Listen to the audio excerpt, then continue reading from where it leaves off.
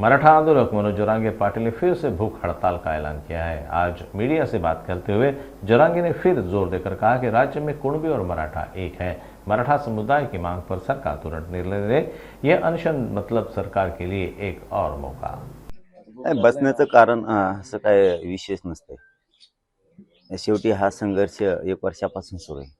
असा विशेष थोडा आहे की आम्ही अचानक बसालो। स्थगित केलेलं आमरण उपोषण आज सुरू होत आहे आणि आजपासून आम्ही ते मराठा समाजाच्या प्रश्नासाठी सुरू करणार आहे।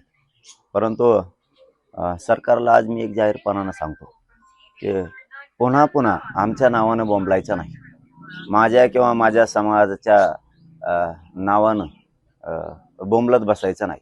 म्हणून आज जाहीरपणाने सांगतो की मराठा आणि कुणबी एक असल्याचा तुम्ही अध्यादेश पारित करा किंवा 2004 चा GR आहे तो दुरुस्त करून त्याच्या शिथिलता आणून तो सुरू करा।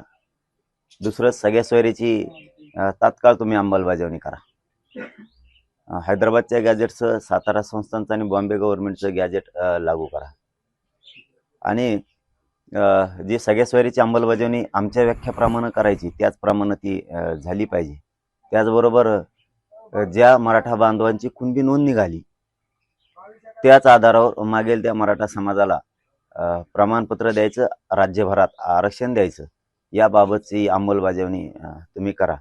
सरसकट जे गुन्हे मागे घ्यायचे ठरलेले ते पण सगळे सरसकट मागे घ्या।